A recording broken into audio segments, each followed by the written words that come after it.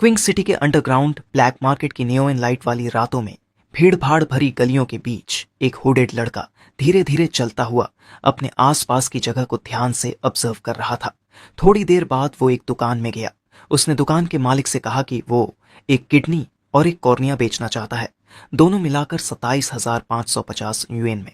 Shop owner ने list में लिखते हुए पूछा, क्या तुम सीरियस हो? फिर बोला, पिछले 6 महीने में तुम पहले ही एक किडनी, स्प्लीन, गैब्लास्टोन, लीवर का हिस्सा, 1/3 लीवर और स्मॉल और लार्ज इंटेस्टाइन के कुछ हिस्से बेच चुके हो। अगर तुमने दूसरा किडनी भी बेच दिया तो तुम 2 दिन से ज्यादा नहीं जी पाओगे। लड़का स्ट्रेचर पर लेटा हुआ शांत आवाज में बोला, कोई बात नहीं, मेरी सिस्टर बहुत बीमार है, उसे बचाने के लिए कुछ भी करूंगा। शॉप ओनर ने सलाह देने की कोशिश छोड़ी और एक बड़ा बच्चर नाइफ उठाया।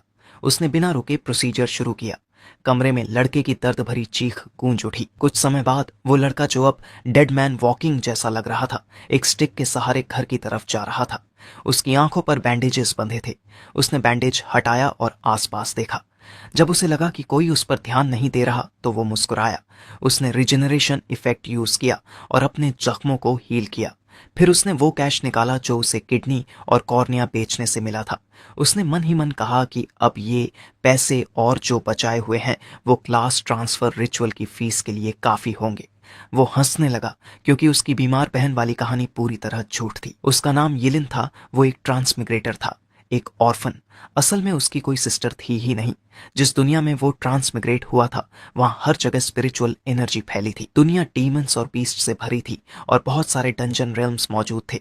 एक ऑर्फन के लिए उस नई दुनिया में सरवाइव करना बहुत मुश्किल था, लेकिन उसे अपनी यूनिक एबिलिटी का पता चला, बॉडी रिजेनरेशन। चोट कितनी भी गहरी क्यों ना हो, उसका शरीर कुछ ही मिनटों में पूरी तरह रिकवर हो जाता था।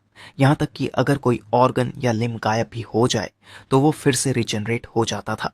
इस एबिलिटी का इस्तेमाल करके उसने अपने ही ऑर्गन्स बेचकर 1 लाख यूएन जमा किए ताकि वो क्लास चेंज फी भर सके, क्योंकि सिर्फ क्लास ट्रांसफर रिचुअल और अवेकनिंग के बाद ही कोई स्ट्रांग बन सकता था।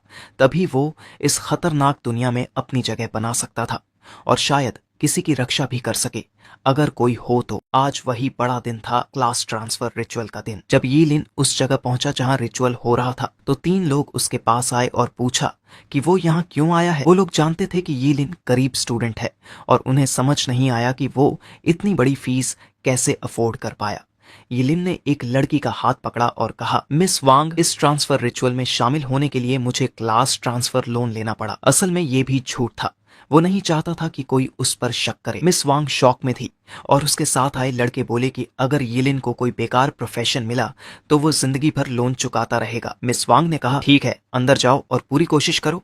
कुछ देर बाद सारे स्टूडेंट्स अंदर आ गए और प्रिंसिपल द्वारा सबको एक एक कर बुलाया जाने लगा। पहला नाम था गुडाओ, क्लास 5 से, जो एक गरीब फैमिली से बिलोंग करता था। प्रिंसिपल ने कहा, हाथ गोल्डन बॉल पर रखो और बॉडी रिलैक्स करो। 1 मिनट बाद प्रिंसिपल ने कहा कि गुडाओ को सपोर्ट टाइप क्लास मिला है, A rank poultry breeder. Students ने आपस में बात की कि गुडाओ अब जिंदगी भर मुर्गियां पालेगा, जबकि प्रिंसिपल ने शांत आवाज में कहा, कोई क्लास बेकार नहीं होती, बेकार लोग होते हैं। अगली स्टूडेंट एक सुंदर लड़की थी जिसने रेड ड्रेस और लेदर बूट्स पहनी थी। उसका नाम था जू नीनी, जिसे देख सभी लड़के और लड़कियां पागल हो गईं और उसका नाम चिल्लाने लगी। प्रिंसिपल ने कहा, गुड जू नीनी। उसने हाथ गोल्डन बॉल पर रखा और अचानक एक फिनिक्स दिखाई दिया, जिसे देखते हुए प्रिंसिपल ने कहा, SSS रैंक फायर मैच। पूरी एकेडमी खुश हो गई। क्विंग सिटी एकेडमी अब गर्व से सिर उठा सकती थी। सभी स्टूडेंट्स इंप्रेस्ड थे, यिलिन भी।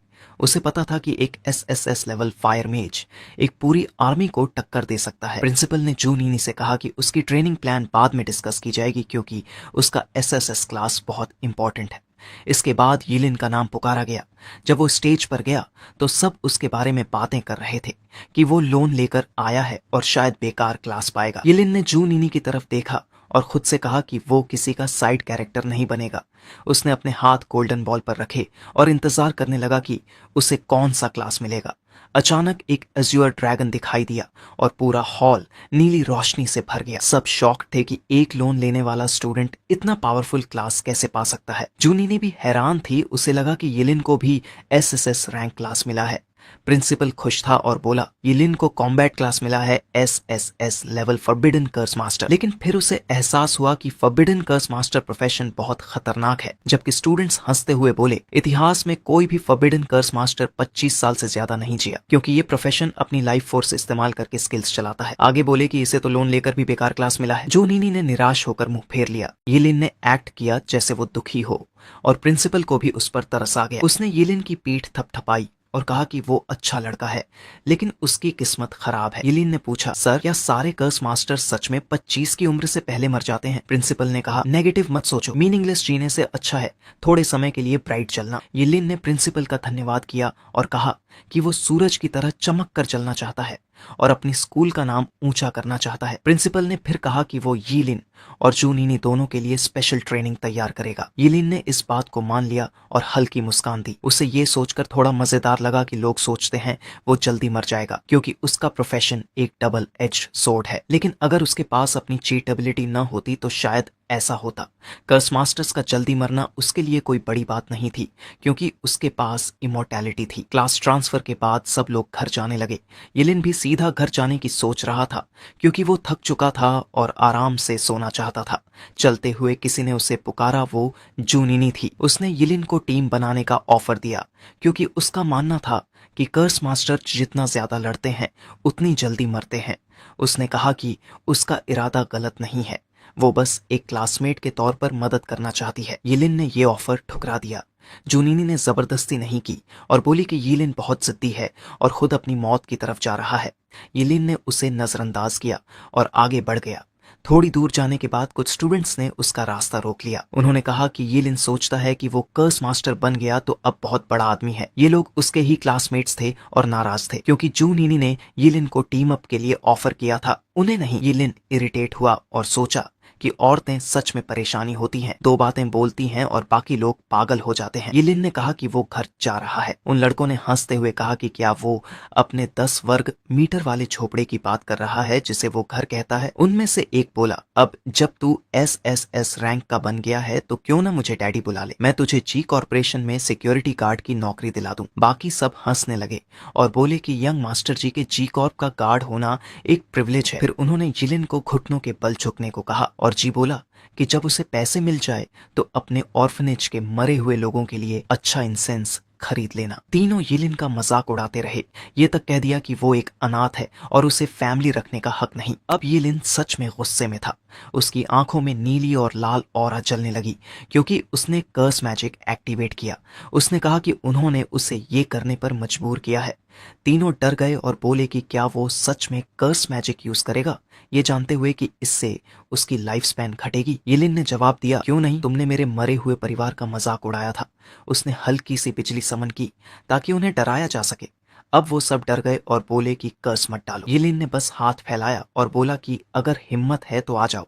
वो तीनों डरकर भाग गए। यिलिन ने कर्स डीएक्टिवेट किया और कहा, कितना बेकार कचरा है, एक मूव में ही भाग गए। वो आगे बढ़ गया, लेकिन उसे महसूस हुआ कि उसका डुओडीनम जल रहा है। उसे नहीं पता था कि जूनिनी ये सब देख रही थी। उसे गुस्सा आया कि यिलिन इतनी छोटी सी बात पर प्रोवोक हो गया और अपनी जान खतरे में डाल दी। उसके लिए यिलिन उसके लायक नहीं था। रात में यिलिन घर पहुंचा। उसने बैग सोफा पर रखा और सिस्टम इंटरफेस खोला। वहां लिखा था कि अगर वो डुओडेनम का थोड़ा हिस्सा सैक्रिफाइस करे तो नॉर्मल लाइटनिंग बोल्ट समन होगा। ब्लैडर सैक्रिफाइस करने पर ब्यूरियल वाटर की यिन थंडर और हार्ट सैक्रिफाइस करने पर डिस्ट्रक्शन पर्पल लाइटनिंग समन होगा। यिन ने सोचा कि अगर उसने सबसे पावरफुल चॉस गॉड थंडर समन किया तो शायद वो मर जाएगा। वो काउच पर लेट गया।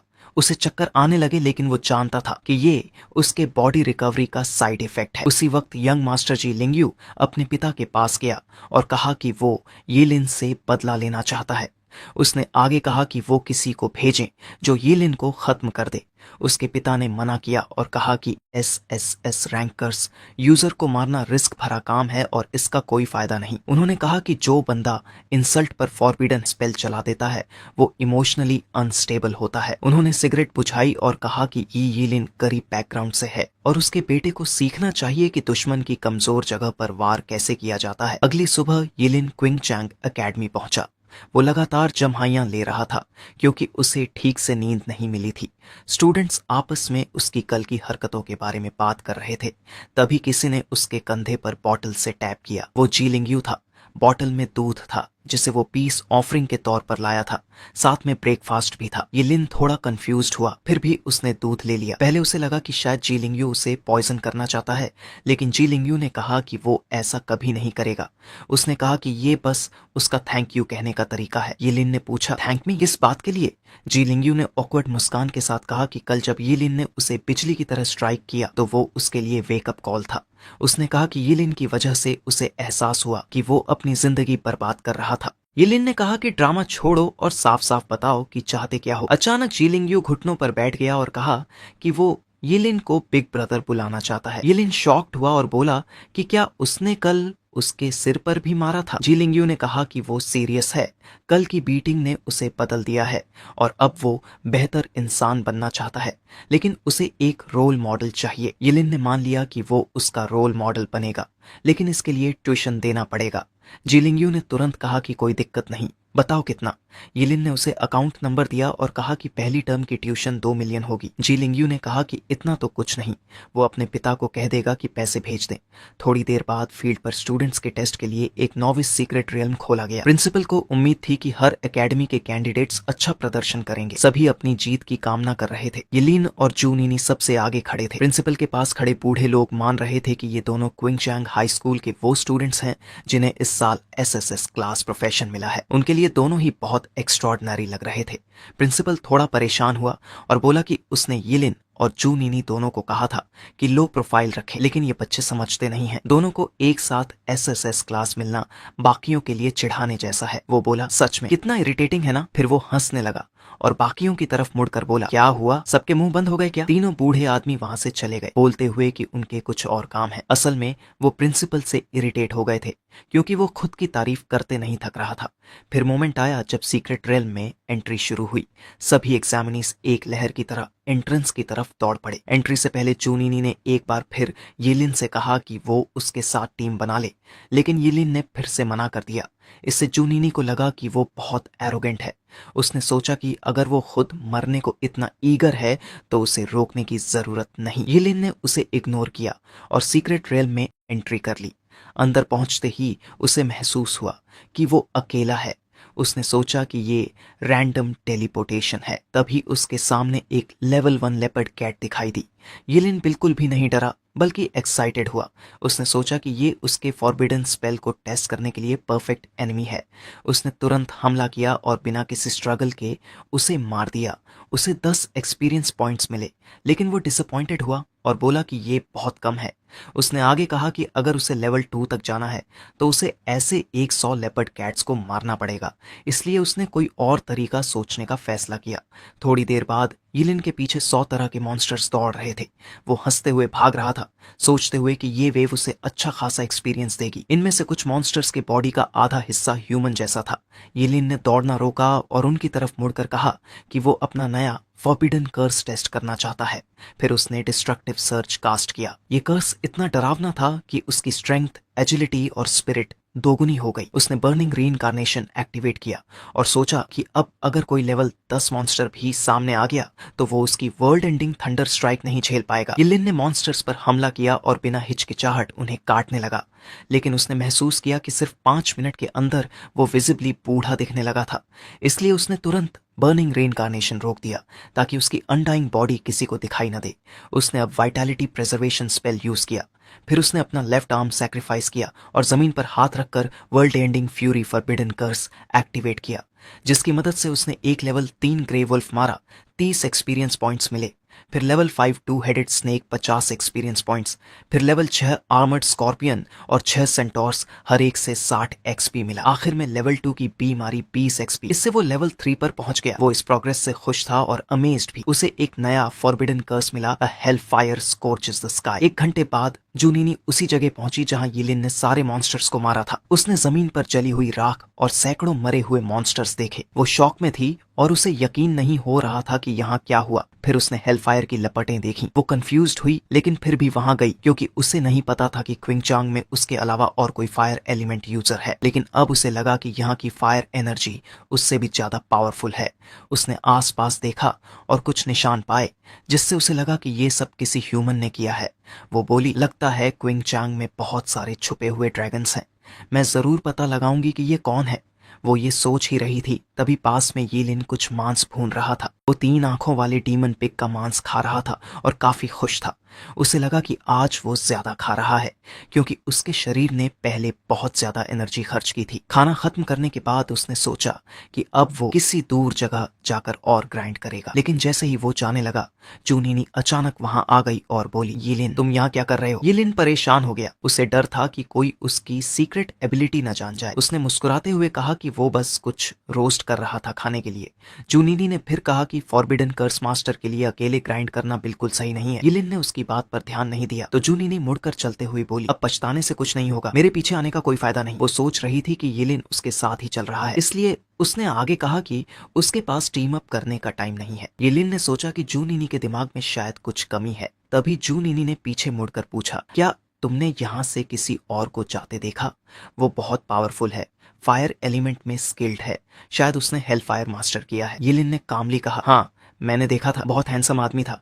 वो उस डायरेक्शन में गया। यीलिन जानता था कि उसे जूनीनी को अपने पीछे नहीं लगने देना चाहिए, इसलिए उसने तय किया कि अब से वो हेल फायर स्पेल दोबारा यूज नहीं करेगा। जूनीनी आगे बढ़ी और मन में यीलिन को कोसती रही कि उसने उसका टाइम बर्बाद किया, वरना वो अब तक उस हेल फायर यूजर को ढूंढ लेती। तभी उसे ऊपर एक शैडो दिखाई दी। उसने सिर उठाया तो शॉक में आ गई। वो एक लेवल 8 ड्रैगन ब्लड बेहीमत था। जैसे ही उसने हमला किया, जूनीनी ने उसे डॉज किया। वो हैरान थी कि इस एरिया में लेवल 8 मॉन्स्टर कैसे आ गया। उसने सोचा कि शायद यीलिन अब तक यहाँ से भाग चुका होगा। फिर उसने उस मॉन्स्टर पर फायरबॉल स्टॉर्म चलाया, लेकिन उसे ज्यादा नुकसान नहीं पहुंचा। मॉन्स्टर गुस्से में आ गया और तेजी से उसकी तरफ चार्ज किया, जिसे बचने के लिए वो पीछे कूद गई और दोबारा फ्लेम से हमला किया, लेकिन मॉन्स्टर ने रोर करते हुए उन लपटों को उसी पर वापस फेंक दिया। जूनीनी हैरान रह गई क्योंकि सारी आग सीधे उसी पर लगी। मॉन्स्टर वहीं खड़ा था जब तक स्मोक धीरे धीरे शांत नहीं हो गया। जब धुआं छटा तो जूनीनी जमीन पर गिरी हुई थी। उसके कपड़े फटे हुए थे और वो दर्द से कांप रही थी। उसने माना कि वो बहुत एरोगेंट थी। उसे लगा था कि वो इस सीक्रेट रेल में लेवल 8 ड्रैगन ब्लड बेहीमत को हरा सकती है। अब उसे डर लग रहा था कि वो इसी मॉन्स्टर के हाथों मारी जाएगी और ये मौत उसके लिए शर्मनाक होगी। लेकिन उसकी किस्मत अच्छी थी। किसी ने बीच में आकर उस मॉन्स्टर पर फॉरबिडन कर्स हेलफायर का इस्तेमाल किया। मॉन्स्टर जलकर राख बन गया। जूनीनी शॉक में थी। वो समझ गई कि ये वही हेलफायर यूजर है जिसे वो ढूंढ रही थी। उसने अपने सेवियर की तरफ देखा, उसका धन्यवाद किया और उसका नाम जानना चाहा। वो मिस्टीरियस मास्क्ड आदमी और कोई नहीं बल्कि यीलिन था। यीलिन पेड़ की एक डाल पर मास्क पहने खड़ा था। उसने कहा, मुझे लिंग यी कहो। लिंग का मतलब था अर्ली डॉन और यी का मतलब था नाइट। जूनीनी ने क्यूरियोसिटी से पूछा कि वो किस स्कूल से है। वो थैंकफुल भी थी लेकिन साथ ही जानना चाहती थी कि मास्क के पीछे असल में कौन है। उसने कहा कि जब वो डंजन से बाहर आएंगे तब वो उसे प्रॉपरली थैंक करना चाहती है। यिलिन ने उसे बेवकूफी भरी नजरों से देखा। उसे उसके थैंक्स की कोई जरूरत नहीं थी। उसने कहा, थैंक करने की जरूरत नहीं, ये बस एक छोटी सी मदद थी। यिलिन वहां से जाने ही वाला था कि जूनीनी ने कहा, रुको। वो उठने की कोशिश कर रही थी लेकिन यिलिन ने कहा, मेरे पीछे मत आओ, आगे और भी स्ट्रॉन्ग मॉन्स्टर्स हैं, वहां तुम्हारे लिए जगह नहीं है। और हाँ, पहले अपने कपड़े ठीक कर लो। ये सुनकर चूनीनी को एहसास हुआ कि उसके कपड़े फटे हुए हैं। वो लाल पड़ गई और जमीन पर झुककर खुद को ढकने लगी। मन ही मन चाहती थी कि जमीन फट जाए और वो उसमें समा जाए। जब उसने सिर उठाया तो देखा कि वो मिस्टीरियस लिंग ये जा चुका था। जूनीनी चिल्लाई, लिंगी, एक दिन मैं तुम तक जरूर पहुंचूंगी, तुम्हारे बराबर खड़ी रहूंगी। उधर येलिन पेड़ों की डालियों पर कूदता हुआ दूर जा चुका था। वो सोच रहा था कि जो अभी हुआ उसे जूनीनी अब उसके पीछे नहीं पड़ेगी। उसने उस पर काफी टाइम वेस्ट किया था और अब उसे जल्दी लेवल अप करना था। उसने अपना स्टेटस विंडो खोला और देखा कि उसे नया फॉरबिडन कर्स मिला है, अनडाइंग। इस स्किल में उसे अपनी 2 और आधी साल की लाइफ स्पैन सैक्रिफाइस करनी थी ताकि एक फेटल इंजरी को टाला जा सके। यिलिन बोला, सीरियसली ये क्या है? इसलिए फॉरबिडन स्पेलकास्टर वाकई शॉर्ट लिव्ड क्लास है, हमेशा लाइफ स्पैन से खेलते रहते हैं। लेकिन फिर उसे लगा कि ये स्किल उसके लिए बोनस की तरह है। इस कर्स से वो किसी भी फैटल ब्लो को नलिफाई कर सकता था। मतलब अगर कोई पीछे से उसके दिल में भी वार करे तब भी उसे फर्क नहीं पड़ेगा। और इस स्किल से वो ऐसे कर्सेस भी यूज कर सकता था जिनमें हार्ट या सिर सैक्रिफाइस करना पड़ता है, वो अब उन्हें एक बार सेफली यूज कर सकता था। जिससे यिलिन खुश था। ये स्किल बहुत यूजफुल थी। अब वो बिना किसी डर के लेवल ग्राइंड कर सकता था, कोई उसे रोक नहीं सकता था। 3 दिन बीत गए और ये टेस्ट का आखिरी दिन था। सारे बूढ़े लोग नोविस सीक्रेट रियल्म के एंट्रेंस पर इकट्ठा हुए। क्विंग चांग एकेडमी के प्रिंसिपल ने अपने पुराने साथियों का घमंडी लहजे में स्वागत किया। शॉर्ट हेयर्ड आदमी प्रिंसिपल सू ने पूछा, इतना शो ऑफ किस बात का? मान लिया कि तुम्हारे पास 2 एसएसएस रैंक जॉब चेंजर्स हैं, तो क्या? दूसरे ने कहा, यहाँ क्लास रैंक से ज्यादा लेवल भी इंपॉर्टेंट होता है। रेड हेयर प्रिंसिपल ने भी हामी भरी और कहा कि क्विंगचांग के सीक्रेट रियलम टेस्ट का हाईएस्ट रिकॉर्ड अब तक लेवल 11 है, जो अभी तक टूटा नहीं। उसने प्रिंसिपल सू की तरफ देखा और कहा कि अगर उसे सही याद है तो वो स्टूडेंट प्रिंसिपल सू की यूनशिया एकेडमी से था। प्रिंसिपल सू ने कहा कि हाँ, वो सही है, और वो भी सोच रहा था कि क्या इस साल कोई नया रिकॉर्ड बनेगा। क्विंगचांग एकेडमी के प्रिंसिपल ने कहा, देखते हैं, मेरे स्टूडेंट्स जरूर सबको सरप्राइज कर देंगे। तभी एक अनएक्सपेक्टेड आदमी वहां आया और बोला कि क्या वो उनके साथ ज्वाइन कर सकता है। वो था जू किंग सिंह, जू नीनी का पिता। प्रिंसिपल सू ने कहा, काफी समय बाद मिल रहे हैं। क्विंगचांग एकेडमी के प्रिंसिपल ने कहा, ये तो सम्मान की बात है। जू किंग सिंह क्विंगचांग सिटी का टॉप एस्ट्रोलॉजर था। फॉर्मेलिटीज खत्म होने के बाद जू किंग सिंह ने अपनी बेटी के बारे में पूछा, क्या उसने कोई परेशानी की? प्रिंसिपल ने जवाब दिया, नहीं, बिल्कुल नहीं। जू नीनी तो हमारी एकेडमी की प्राइड है। तभी सबने देखा कि कोई डंजन से बाहर आ रहा है। टाइम अभी खत्म नहीं हुआ था, फिर भी कोई बाहर निकल आया था। वो कोई और नहीं, जू नीनी ही थी। वो बाहर आई और सारे प्रिंसिपल्स को ग्रीट किया, फिर अपने पिता को देखा। उसके पिता ने पूछा कि वो इतनी जल्दी क्यों बाहर आ गई, और प्रिंसिपल ने पूछा कि उसका करंट लेवल क्या है। जू नीनी ने कामली कहा, लेवल 12। सभी प्रिंसिपल शॉक में रह गए। रिकॉर्ड टूट चुका था। उसका प्रिंसिपल बहुत खुश हुआ और बोला कि उसकी स्टूडेंट सच में फायर मेज कहलाने लायक है। जू किंग सिंह अपनी बेटी के पास गया और कहा, तू बहुत जिद्दी है, अगर थोड़ी देर और ग्राइंड करती तो लेवल 13 तक पहुंच जाती। जू नीनी ने जवाब दिया, डंजन बहुत बोरिंग हो गया था। लेवल 10 के आसपास मॉन्स्टर्स मिलना मुश्किल था और रिवॉर्ड भी बहुत कम। असल में जू नीनी जल्दी बाहर इसलिए आई थी ताकि वो लिंग यी को ढूंढ सके, क्योंकि सबसे पहले बाहर आने का मतलब था कि वो बाद में आने वाले सबको देख सकती थी। उधर सीक्रेट रिल्म के अंदर यिलिन ने अचानक जोर से छींक मारी। वो हैरान था क्योंकि वहां का तापमान ठंडा नहीं था। वो सोचने लगा, अचानक छींक क्यों आई? कोई मुझे कर्स कर रहा है क्या? लेवल 10 एरिया के सारे मॉन्स्टर्स पहले ही खत्म हो चुके थे, तो यिलिन ने सोचा कि शायद वो बहुत ज्यादा ग्राइंड कर चुका है, अब उसे अपने सर्च एरिया को और बढ़ाना होगा। उसने अपना हाथ उठाया और नया फॉरबिडन कर्स ट्राई करने का सोचा। Instantaneous range. ये फॉरबिडन कर्स कास्टिंग में एक ऑर्गन सैक्रिफाइस करना पड़ता था, ऑर्गन के इंपॉर्टेंस के हिसाब से। इसके साथ उसे 10 गुना एजिलिटी मिलती थी, जिसकी लिमिट थी 1 घंटा। यिलिन ने बिना वक्त गंवाए 10 गुना एजिलिटी बढ़ाने वाला फॉरबिडन कर्स एक्टिवेट किया, जिसमें उसने अपना किडनी सैक्रिफाइस किया, और उसे महसूस हुआ कि यह सेंसेशन जबरदस्त था। अब उसकी स्पीड इतनी तेज थी कि लेवल 50 असैसिन भी उसका मुकाबला नहीं कर सकता था। यिलिन बिजली की तरह आगे बढ़ा, इतनी तेजी से कि हवा में सोनिक बूम हुआ और उसके रास्ते में आने वाली हर चीज नष्ट हो गई।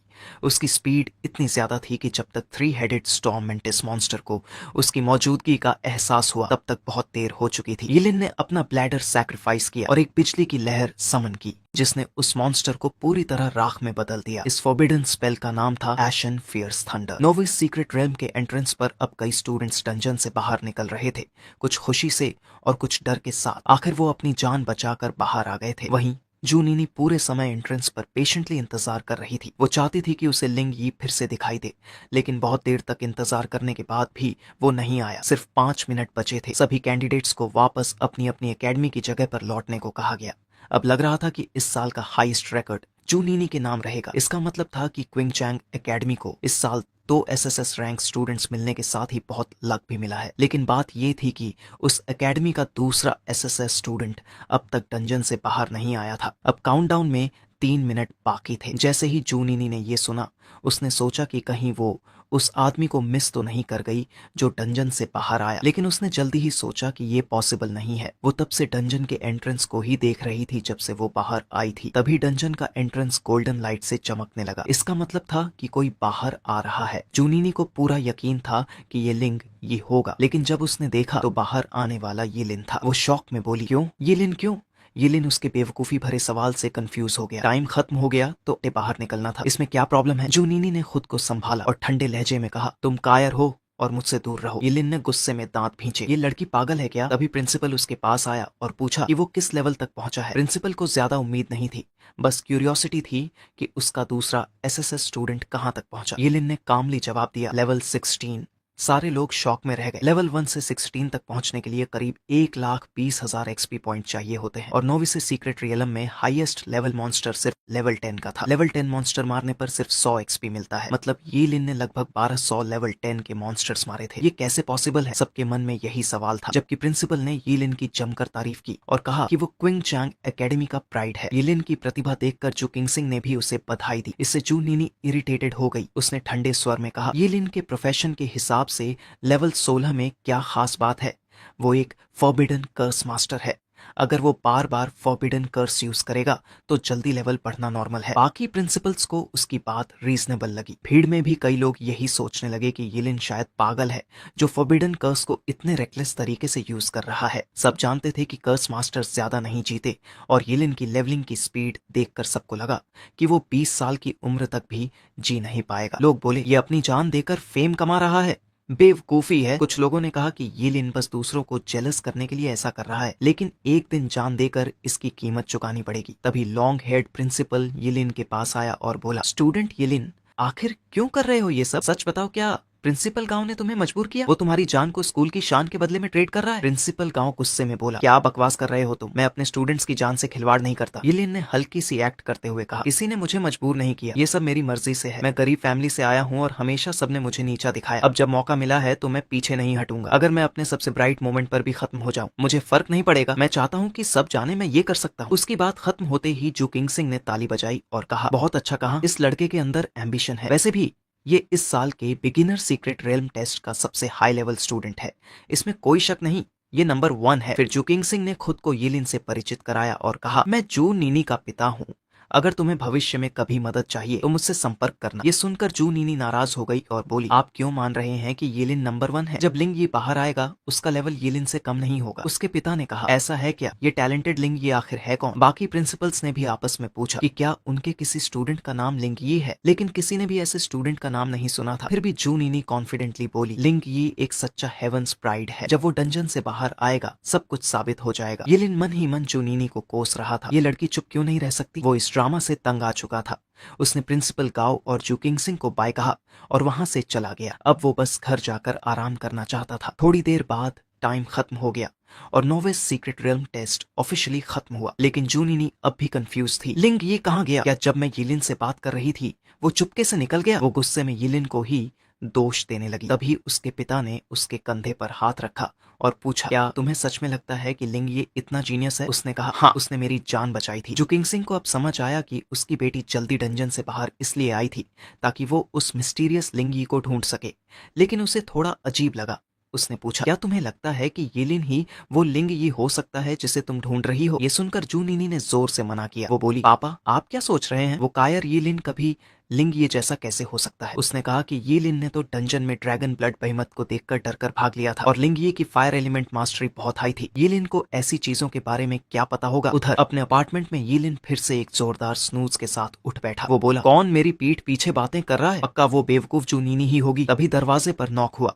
येलिन ने पूछा, कौन है? दरवाजा खोलते ही उसने सामने खड़े एक मोटे आदमी को देखा। वो आदमी बोला, मेरा नाम मिस्टर वैंग है, मैं Qing Chang brain king oral liquid limited company का मैनेजर हूँ। वो कुछ समय से येलिन को ढूंढ रहा था और अब जाकर मिला था। येलिन ने उसे अंदर बुलाया और पूछा, क्या काम है? मिस्टर वैंग बोला, मेरे पास तुम्हारे लिए गुड न्यूज है।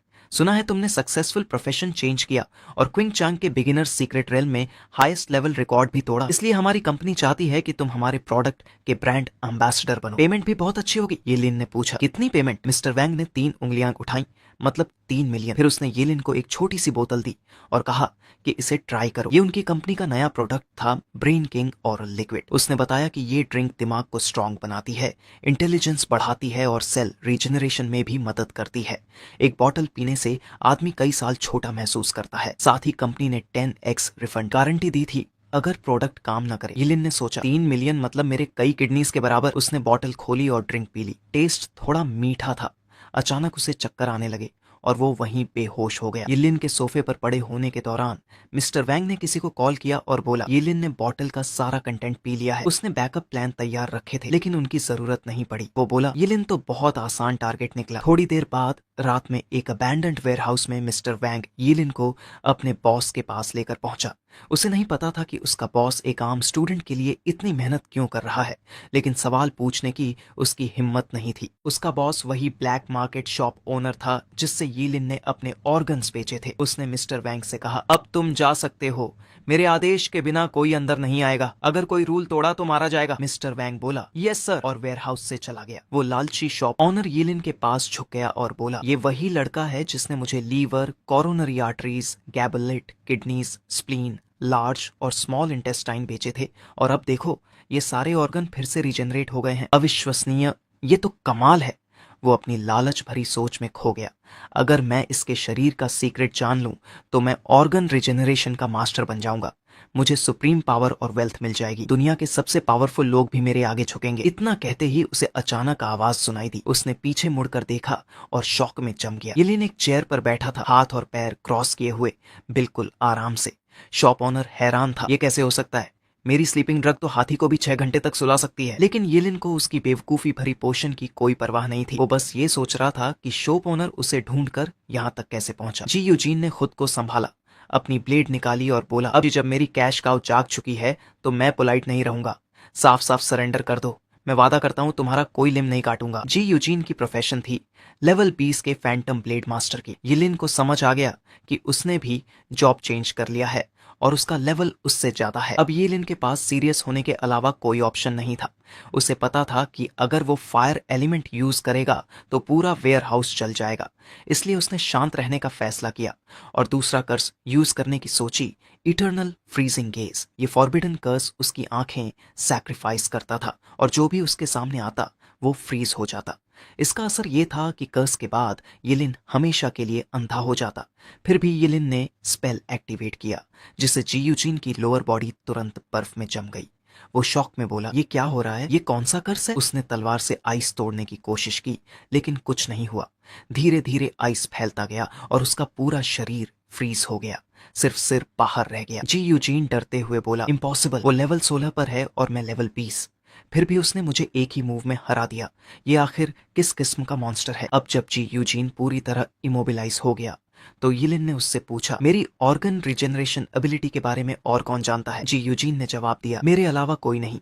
ऐसी डिस्कवरी मैं किसी को क्यों बताऊंगा? यिलिन ने उसकी बात मान ली और फैसला किया कि वो उसे जल्दी और पेनलेस मारेगा। उसने मुक्का उठाया और उसे जोर से मारा। यूजीन का शरीर टूटकर बर्फ के टुकड़ों में बिखर गया। फिर यिलिन ने बची हुई स्लीपिंग ड्रग की एनर्जी अब्सॉर्ब की और अपना स्टमक सैक्रिफाइस किया। फिर उसने बाहर खड़े गार्ड्स पर बिजली गिराई। सिर्फ एक गार्ड को जिंदा छोड़ा पूछताछ के लिए। वो डर के मारे कांप रहा था। यिलिन ने पूछा, तुम्हारा असली बॉस कौन है? वो बोला, मैं नहीं बता सकता, वरना वो मुझे मार देगा। यिलिन की आंखों में बिजली चमकी। वो बोला, सोच लो। डर से कांपते हुए उसने कहा, हमारा boss Qing Chang underground market का किंग केंसन है। जैसे ही उसने ये कहा उस पर बिजली गिर गई और वो वहीं खत्म हो गया। यिलिन ने अपनी ठुड्डी पकड़कर सोचा, केंसन, ये नाम जाना पहचाना है। थोड़ी देर सोचने पर उसे याद आया, केंसन तो क्विंग चैंग सिटी के टॉप 10 फिलांथ्रोपिस्ट्स में से एक है। यिलिन बोला, अब मामला थोड़ा कॉम्प्लिकेटेड हो गया। इस बीच क्विंग चैंग के अंडरग्राउंड ब्लैक मार्केट में एक मिडिल एज्ड आदमी लेदर सोफा पर बैठा था, हाथ में मोटा सिगार पकड़े हुए। उसी समय उसका आदमी अंदर आया और बोला कि अर्जेंट न्यूज है। वो आदमी केंसन था। उसकी भौहें सिकुड़ गईं जब उसे पता चला कि उसके एजेंट जी यूजीन से सारा कांटेक्ट टूट चुका है। उसी टकले आदमी ने आगे बताया कि जब उनका जी यूजीन से आधे घंटे से कोई कांटेक्ट नहीं हुआ तो वो उसके फार्म हाउस गए, लेकिन वहां सब कुछ जला हुआ था। जैसे हालात दिख रहे थे वो क्लियरली किसी जॉब होल्डर का काम था। केंसन गुस्से में उठ खड़ा हुआ और मेज पर लात मारी। साथ ही अपने लोगों को आदेश दिया, जिसने ये किया है उसे तुरंत ढूंढो, किसी भी कीमत पर। अगले दिन यिलिन जी फैमिली के ग्रैंड रेजिडेंस पहुंचा। वहां जी लिंगयू ने उसका गर्मजोशी से स्वागत किया। वो पिछली मुलाकात के बाद से यिलिन का वफादार फॉलोअर बन चुका था। जैसे ही उसे पता चला कि यिलिन आ रहा है उसने तुरंत लोगों को भेजकर उसे पिक करवाया। जी लिंगयू ने थोड़ा झिझकते हुए कहा कि उसने यिलिन के कहे हुए 2 मिलियन युआन के बारे में अपने पिता से बात कर ली है। लेकिन यिलिन ने उसे बीच में ही रोक दिया और बोला, तुम्हें लगता है मैं इतना पेटी हूं कि पैसे की बात करोगे? तुम अब मेरे अंडर हो, ये सब छोटी बातें हैं। ये सुनकर जी लिंगयू खुश हो गया। उसने यिलिन के कंधे पर हाथ रखा और बोला, अब से ये घर तुम्हारा भी घर है। अंदर ही अंदर जी लिंगयू ने सोचा, पापा सही थे। यिलिन सीधा साधा है और अपनी डिग्निटी की बहुत परवाह करता है। अगर मैंने इसे उसी पर खेला तो मैं अपना मकसद पालूंगा। यिलिन की असली सोच अलग थी। वो जानता था कि उसे जी फैमिली को एक शील्ड की तरह इस्तेमाल करना है ताकि केंसन और उसके लोग उसे नुकसान न पहुंचा सकें। उसे भरोसा था कि कोई भी जी परिवार की एस्टेट में हमला करने की हिम्मत नहीं करेगा। यिलिन अंदर गया तो देखा कई मेड्स लाइन में खड़ी थीं, उसे झुककर ग्रीट कर रही थीं। वो थोड़ा ऑकवर्ड फील करने लगा। उसने सोचा, सच में पैसे वालों की जिंदगी कितनी अलग होती है। जिलिंग्यू ने कहा कि वो एक मेड यिलिन की पर्सनल सर्वेंट के रूप में असाइन करेगा। यिलिन ने पहले मान लिया, लेकिन कुछ सेकंड बाद हड़बड़ाकर बोला, मैं तो मजाक कर रहा था। लेकिन जिलिंग्यू ने इंसिस्ट किया और बोला कि बॉस, आपको अपने कपड़े भी बदलने चाहिए, हमें कहीं इंपॉर्टेंट जगह जाना है। यिलिन ने पूछा, कहाँ? जिलिंग्यू ने मुस्कुराते हुए कहा, वहां पहुंचने पर पता चल जाएगा। कुछ देर बाद वो दोनों पहुंचे क्विंगचांग एनुअल ऑक्शन में। जी लिंग्यू ने बताया कि ये सिटी का सबसे ग्रैंड ऑक्शन वेन्यू है। अंदर पहुंचकर जी लिंग्यू ने कहा कि वो येलिन को शहर के कुछ इंपॉर्टेंट लोगों से मिलवाएगा। लेकिन येलिन ने कहा, पहले खाना खाते हैं, तुम अपने काम में लगो। अंदर ही अंदर जी लिंग्यू ने सोचा, ये बंदा अभी भी बहुत नाइव है, गरीब बैकग्राउंड के कारण एक्सपीरियंस नहीं है। येलिन आराम से खाना खाने लगा क्योंकि उसने पहले अपना स्टमक सैक्रिफाइस किया था। अब उसे एनर्जी की भरपाई करनी थी। खाते हुए किसी ने पूछा, तुम यहाँ क्या कर रहे हो? यिलिन ने मुड़कर देखा, वो झूनीनी और उसकी फ्रेंड लू यानवेई थी। लू यानवेई ने पूछा, ये कौन है? यिलिन ने मन में कहा, फिर से ये लड़की, ये हर बार मेरे सामने ही क्यों आ जाती है? जूनीनी ने चिढ़कर कहा, ये वही डरपोक है जो नोविस सीक्रेट रेल में मॉन्स्टर देखकर भाग गया था।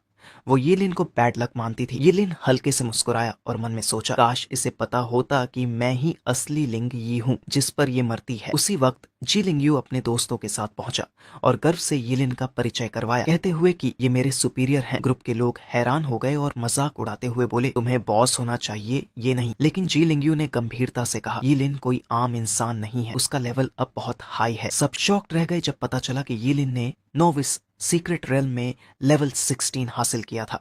उनके और यिलिन के बीच का गैप देखकर सब दंग रह गए। यिलिन ने शांत होकर कहा, इतना शॉक मत लो, मैं चाहूं तो तुम्हें भी हेल्प कर सकता हूं लेवल अप करने में। अगर हम सिटी से बाहर जा पाएं तो अपकमिंग मेजर एग्जाम में अच्छे रिजल्ट्स मिल सकते हैं। सब एक्साइटेड हो गए। लेकिन जी लिंग यू ने कहा, प्रॉब्लम यह है कि मेजर एग्जाम से पहले सिटी छोड़ना फॉरबिडन है ताकि कोई बाहरी मदद न ले सके। यिलिन ने हल्का सा हिंट दिया, एग्जाम साइट तक जाने का सफर ही एक अच्छा मौका हो सकता है लेवल अप करने का। बस मुझे थोड़ा इक्विपमेंट चाहिए होगा। जी लिंग यू ने तुरंत कहा, इक्विपमेंट की कोई कमी नहीं, ऑक्शन से जो चाहिए ले लो, मेरे पिता सब खर्च उठाएंगे अगर इससे हमारे रिजल्ट्स बेहतर हो। येलिन थोड़ा सरप्राइज्ड हुआ, लेकिन जी लिंग यू ने उसे अश्योर किया कि पैसे कोई इश्यू नहीं है। ऑक्शन शुरू हुआ। एक खूबसूरत होस्टेस स्टेज पर आई और बोली, वेलकम एवरीवन, मैं हूं क्विंगचिंग, इस ऑक्शन हाउस की होस्ट।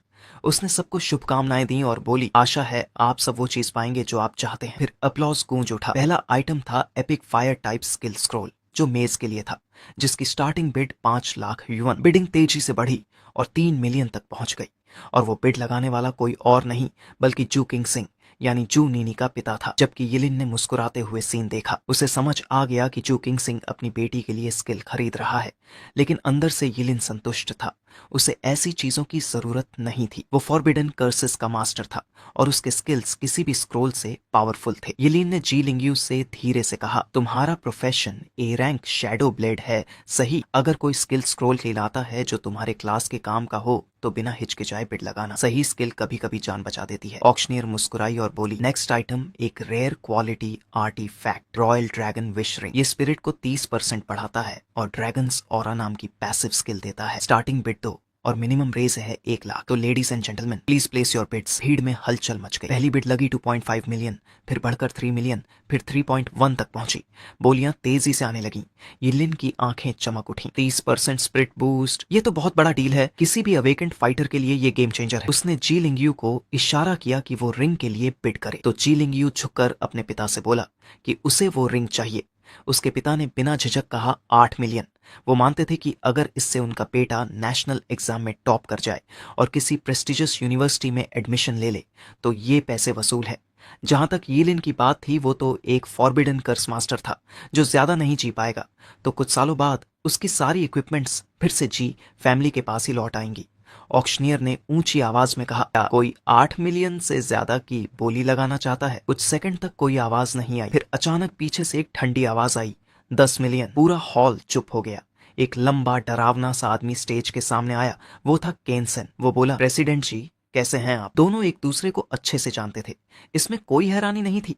जैसे ही लोग समझे कि अंडरग्राउंड किंग केनसन खुद आया है, पूरे हॉल में फुसफुसाहट और शौक की लहर दौड़ गई। सब सोचने लगे वो यहाँ क्यों आया है, ये तो उसका यूजुअल क्राउड नहीं है। यिलिन ने केंसन को देखते ही खुद इंस्टिंक्टिवली पीछे हटकर भीड़ में खुद को छिपा लिया।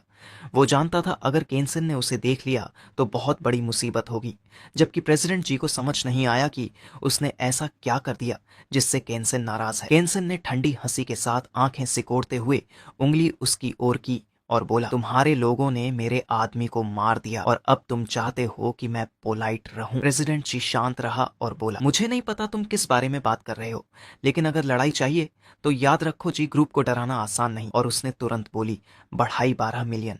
केंसन के चेहरे पर हल्की मुस्कान आई। ठीक है, देखते हैं आखिर तक कौन टिकता है। वो हॉल से बाहर निकलते हुए अपने आदमी से बोला, वेयर हाउस से मिली कार की जांच की। आदमी ने सिर हिलाकर कहा, हाँ, वो कार जी ग्रुप की ही थी। केंसन का चेहरा गुस्से से सख्त हो गया। वो बोला, प्रेसिडेंट जी को अब ब्लेम करने का मौका नहीं मिलेगा, जो होना है मैं करूंगा। थोड़ी देर बाद royal dragon wish ring 12 million में बिकी। प्रेसिडेंट जी ने वो रिंग यिलिन को दी और पूछा, पसंद आई? यिलिन ने मुस्कुराकर कहा, हाँ थैंक यू। जी लिंगयू ने अपने पिता से पूछा, पापा ये केंसन कौन है? प्रेसिडेंट जी ने जवाब दिया, वो अंडरवर्ल्ड का किंग है। पहले इलीगल काम करता था, अब लीगल एम्पायर में पैर जमाने की कोशिश कर रहा है और अब उसकी नजर हमारे बिजनेस पर है। यिलिन ने सावधानी से कहा, प्रेसिडेंट जी, जी ग्रुप पावरफुल है, लेकिन आपको थोड़ा अलर्ट रहना चाहिए, ऐसे लोग वार्निंग नहीं देते। प्रेसिडेंट जी ने उसकी बात मानी। एम्परर ड्रैगन रुई रिंग से स्पिरिट एट्रीब्यूट 30% बढ़ता था।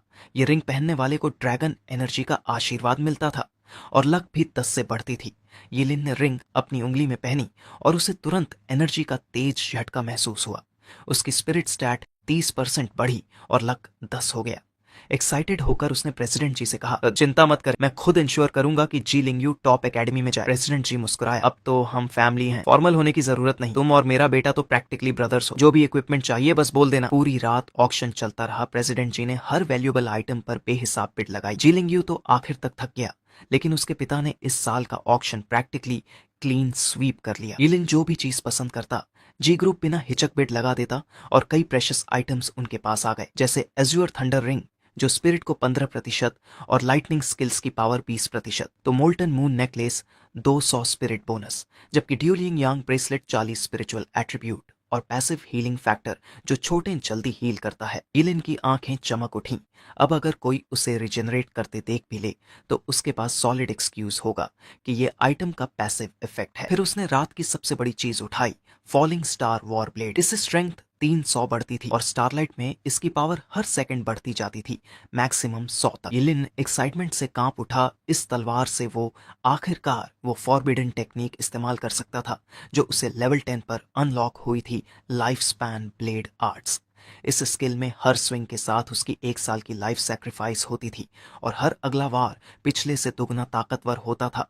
कुल मिलाकर 99 स्ट्राइक्स तक स्टैक हो सकता था। यिलिन ने सोचा, इस तलवार के साथ मैं आने वाली मेजर एग्जाम्स में सब पर हावी रहूंगा। उधर शहर के दूसरे छोर पर जूनिनी अपने प्राइवेट बाथ में आराम कर रही थी, लेकिन मन में चिड़ी हुई थी। जी फैमिली उस कायर यिलिन को इतना पसंद क्यों करती है, उस पर इतना पैसा क्यों खर्च कर रही है। उसे शक था कि इसके पीछे जी फैमिली की कोई छुपी हुई साजिश है, वरना कोई किसी बेकार आदमी को इतना पैम्पर क्यों करेगा। तभी एक मेड ने अंदर आकर कहा, मिस जूनिनी, मिस लू आई है, वो किसी को साथ लाई है जो कह रहे हैं कि उनके पास उस व्यक्ति के बारे में जानकारी है जिसे आप ढूंढ रही थी। जूनिनी की आंखें चमक उठी। क्या वो लिंग ये की बात कर रही है? उसने कहा, उन्हें लाउंज में बैठाओ, मैं तुरंत आती हूँ। वो जल्दी से नीचे आई, जानने के लिए बेचैन कि लिंग ये के बारे में आखिर क्या खबर है। लू यानवेई ने अपने साथ खड़े आदमी की ओर इशारा किया, ये हैं ऑफिसर हुआंग, इन्वेस्टिगेशन ब्यूरो से, इन्हें लिंग ये के बारे में कुछ पता चला है। ऑफिसर हुआंग ने सिर झुकाकर कहा, हाँ, लेकिन मुझे डर है कि ये खबर अच्छी नहीं है। जूनिनी का दिल धक से रह गया। क्या मतलब? उसने पूछा। ऑफिसर हुआंग ने गंभीर चेहरे से अपने फोन पर एक तस्वीर दिखाई। एक फार्म हाउस पूरी तरह जली हुई थी, कई लोग वहां मारे गए थे।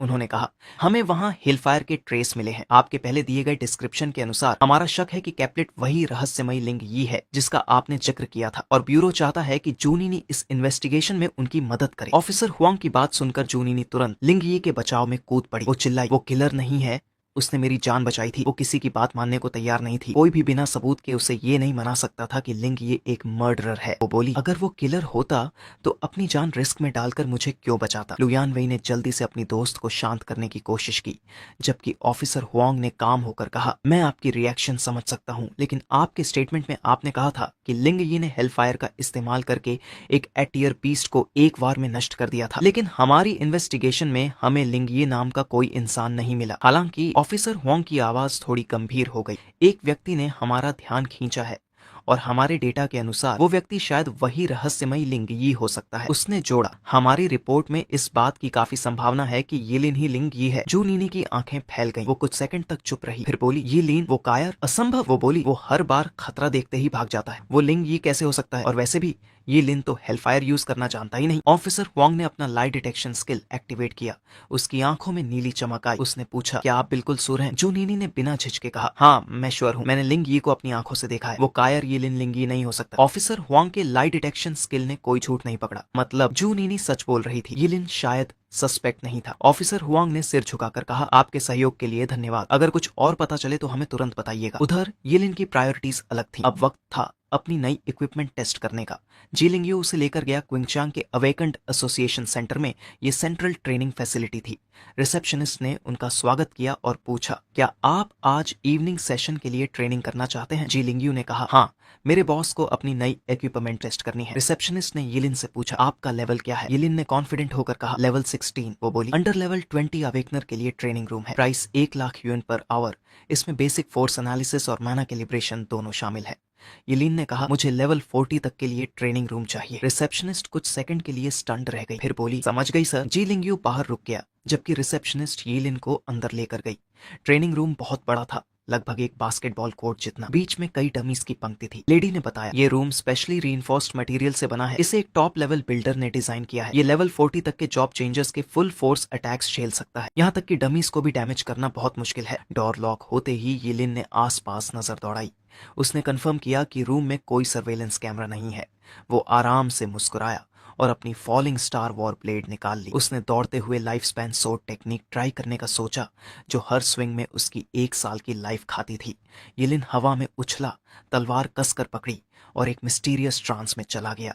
जैसे ही उसने पहला वार किया, एक जोरदार बैंग की आवाज हुई, जैसे कुछ फट गया हो। तलवार पर तेज रोशनी चमकी, वो थी ये लिन की चलती हुई लाइफ फोर्स।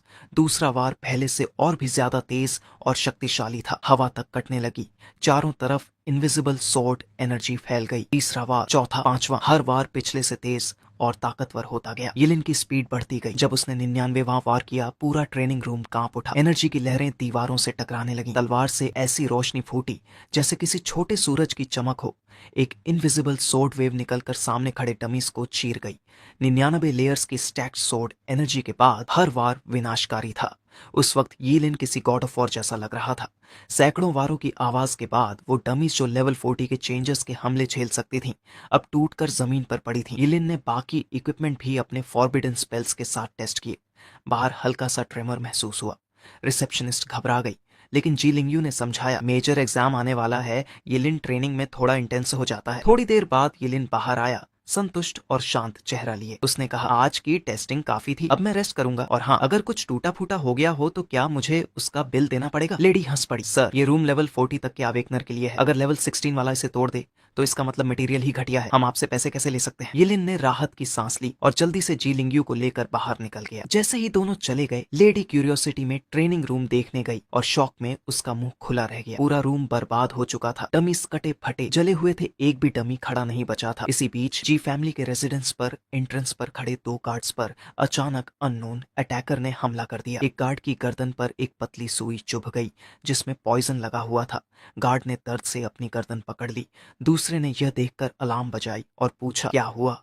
अचानक उसके पीछे से अंधेरे में से एक जोड़ी हाथ निकली और उसकी गर्दन को पीछे से हॉरिफाइंग तरीके से तोड़ दिया गया। चीखें और खून फैल गया। ये सब सुनकर प्रेसिडेंट जी, जो अपने स्टडी में था, बाहर की आवाज सुनकर दंग रह गया और सोचने लगा क्या हुआ। तभी पुराना हाउसकीपर थोड़ा खून और जख्म लिए ऑफिस के दरवाजे खोलकर आया और अपने मास्टर से भागने को कहा। वो कुछ समझाने ही वाला था कि अचानक उसकी कमर के निचले हिस्से में एक नाइफ घुस गई। उसने दर्द से चीखा और उसका वाइटैलिटी जल्दी से कम होने लगा। जिसने ये मैसेकर किया वह सामने आया और वो कोई और नहीं था बल्कि केन्सन। फिर मिले हम, उसने प्रेसिडेंट जी को ताने देते हुए कहा। प्रेसिडेंट जी गुस्से में अपनी गन निकालने लगा, लेकिन गोली चलाने से पहले ही एक लंबा नाइफ लाइटनिंग की तरह चमकता हुआ आया और प्रेसिडेंट जी की हाथ ऊपर उड़ गए। वो बेअसर हो गया। केन्सन ने तिरस्कार भरी मुस्कान दी और कहा कि जो कोई भी जॉब चेंजर के सामने गन लेकर आता है वो फूल ही होता है। गन उन लोगों के लिए काम करती है जो अभी जॉब चेंज करके आए हैं, लेकिन लेवल 30 वाले अवेकनर के सामने गन खिलौने जैसी होती है। केन्सन ने अपनी सोर्ड उठाई उठाई और प्रेसिडेंट जी को मारने की तैयारी की। तभी उसके एक आदमी ने दौड़कर बताया कि वे दो लड़के अब भी विला में नहीं हैं। केंसन इरिटेटेड हुआ, पर उसने फैसला किया कि अभी प्रेसिडेंट जी को छोड़ दिया जाए। अगर उसने अभी उसे मार दिया तो जी लिंगयू का वीक स्पॉट कट जाएगा। वो प्रेसिडेंट जी को अलाइव रखकर इन दोनों लड़कों को बाहर लुभवाकर एक साथ एलिमिनेट करेगा।